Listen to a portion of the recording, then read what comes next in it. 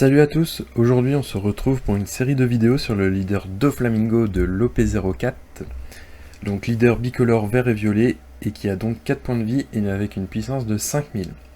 Donc on va construire le deck ensemble à partir du simulateur en expliquant pourquoi ces choix, et ensuite on partira sur une série de matchs dans les prochaines vidéos pour comprendre le gameplay de ce deck.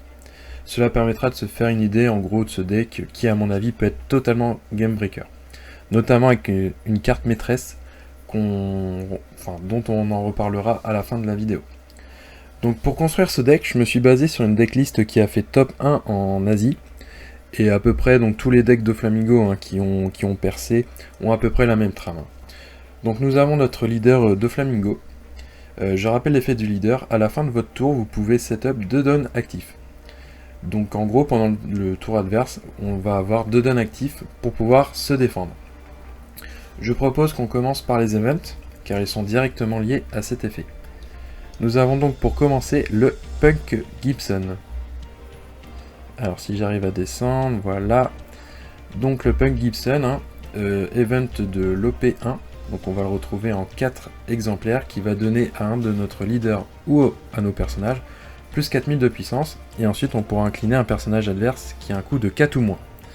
Donc ça c'est utile si si on veut incliner un bloqueur adverse, notamment pour avoir le létal au tour suivant. Bon, de toute façon c'est l'extension numéro 1, donc je vais pas rappeler tout son effet et son gameplay. Et le trigger il peut être utilisé si on veut incliner un personnage adverse qui pourrait avoir le létal. Donc on peut incliner un personnage adverse peu importe le coup. Donc ça peut être une Big Mom, un Katakuri, un Newgate, voilà. Donc c'est une carte très forte qu'on aura évidemment en 3 exemplaires. Le deuxième event, c'est le Thunder Bagua. Donc event de couleur violet qu'on va aller chercher ici, voilà. Également en 4 exemplaires. Et en gros qui va donner à notre leader ou un de nos personnages plus 4000 de puissance. Et ensuite si on a 2 points de vie ou moins, on va pouvoir ajouter une carte don de notre don deck. Et on va pouvoir l'ajouter en mode incliné. Donc l'effet est très important, car je rappelle que la couleur violet a un gameplay sur le retrait de dons, donc il faut bien des cartes qui permettent de récupérer les dons, en plus des 2 dons ajoutés par tour. Donc l'effet trigger est tout aussi intéressant, parce que là on va pouvoir ajouter une carte don, mais on va pouvoir l'ajouter en mode actif. Donc ça c'est également très très intéressant. Et vu que nos events coûtent 2, bon ça sera pas forcément utile. Les seuls intérêts que je trouve, c'est quand vous utiliserez l'effet d'un personnage qui doit renvoyer un don pour être joué ou bien pour bloquer, comme la Uta Blocker en fait. Donc au final, vous avez un effet gratuit plus un don, moins un don, donc ça donne 0. Donc en fait, c'est gratuit, quoi, tout simplement. C'est tout simplement gratuit. Enfin, dernier event de la decklist, le Spiderweb de l'OP04. Alors, on va aller le chercher, le Spiderweb qui est ici, pareil, qui a un coût de 2. Et en fait, on pourra ajouter plus 4000 à un de nos personnages, ou à notre leader en fait. Et ensuite, on pourra setup un de nos personnages en fait, et le rendre actif.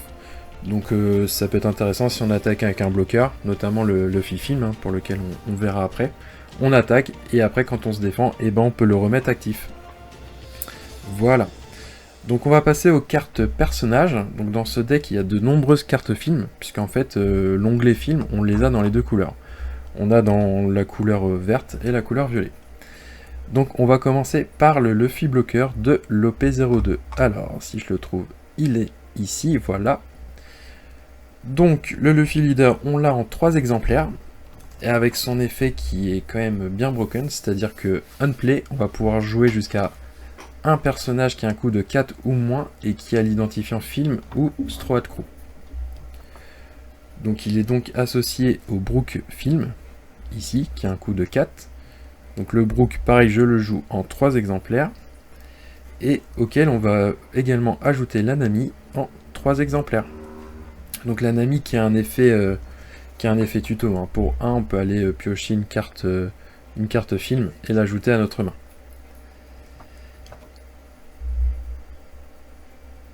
En carte film, on ajoute également Chopper de l'OP02, qui nous servira notamment en counter 2K. Donc Chopper, il est ici, voilà. Donc on l'a en 3 exemplaires, et qui pourrait être également joué en combo avec Luffy.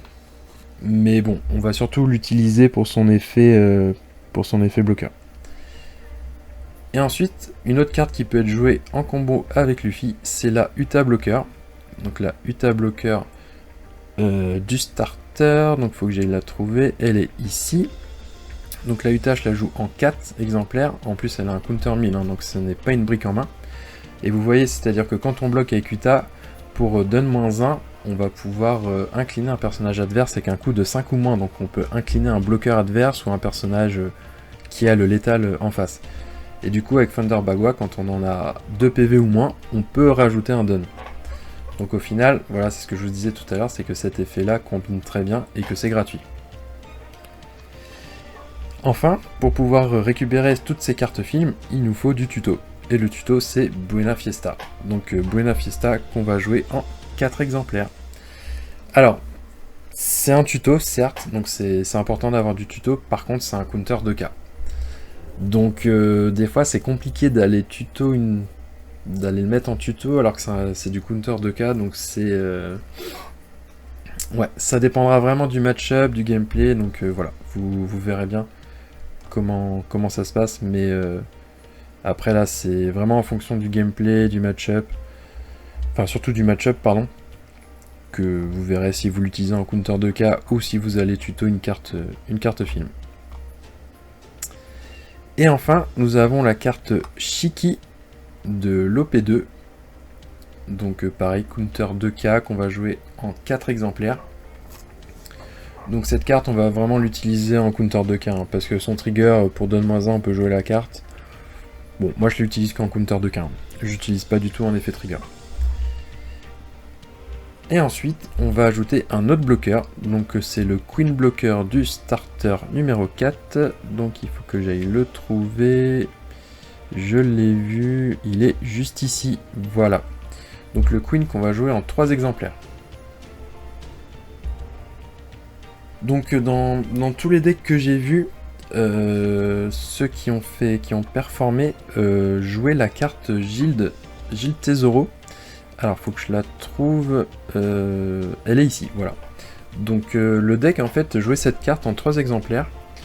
Alors moi je suis pas très fan parce que son effet when attacking me plaît pas trop d'aller piocher 2 cartes pour donne-2. Justement on n'a pas envie de trop perdre de don. On a déjà Uta et Queen qui ont des donne-1. Et en plus de ça c'est quand même une brique en main. Donc à la place de cette carte, en fait j'ai décidé de jouer Diamante. Donc Diamante, le bloqueur de la Doflamingo Family, ici. Donc voilà, donc j'ai décidé de la jouer en 3 exemplaires. Alors, déjà, on a un counter plus 1000, donc si jamais on ne doit pas jouer la carte, Diamante n'est pas une brique en main, contrairement à Gild Tesoro.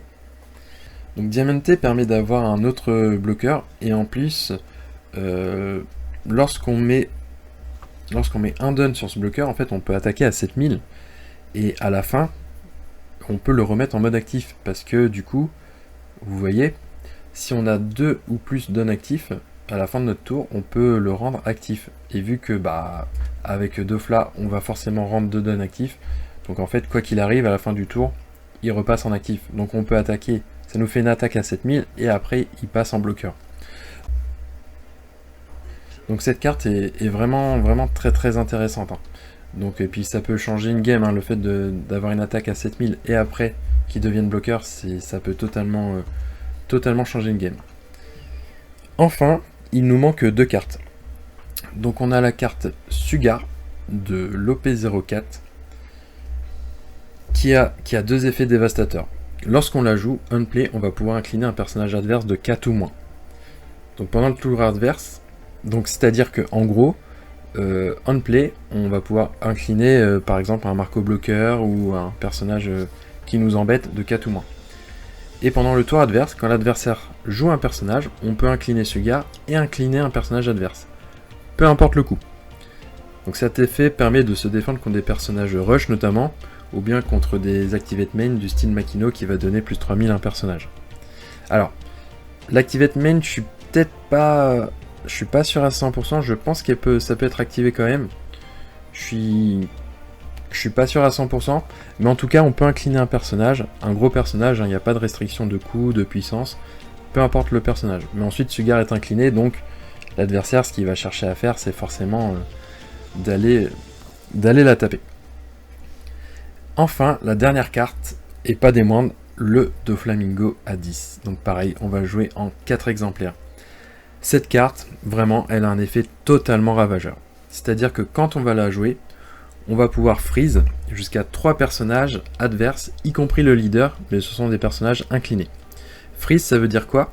Ça veut dire qu'au prochain tour, votre adversaire ne pourra pas remettre ces 3 personnages en actif. Donc en gros, bah, c'est une sorte... c'est comme si l'adversaire sautait son tour d'attaque avec ses personnages. Donc ça fait entre guillemets un petit tour à blanc. C'est complètement ravageur, d'autant qu'il n'y a aucune restriction de coût ou de puissance. Peu importe le personnage, en fait, il sera freeze. Donc si l'adversaire a 3 Big Mom, les 3 seront freeze. Donc il est important de la jouer après que votre adversaire ait attaqué au moins avec 2 personnages pour que l'effet de cette carte soit pleinement utilisé. Mais dans tous les cas, le leader est freeze, donc normalement l'adversaire va attaquer avec son leader, normalement. Donc en fait, en curve 10, si vous avez 2 Doflamingo dans la main, on peut empêcher votre adversaire, enfin notre adversaire, on peut l'empêcher d'attaquer à 2 reprises. C'est totalement broken. Cette carte, franchement, c'est la carte maîtresse du deck. Avec le fait qu'on ait plein de bloqueurs, on va pouvoir garder ses points de vie assez longtemps. Et après, on va pouvoir utiliser cette carte. Cette carte, elle est vraiment totalement broken. Donc voilà le deck Doflamingo que j'ai construit.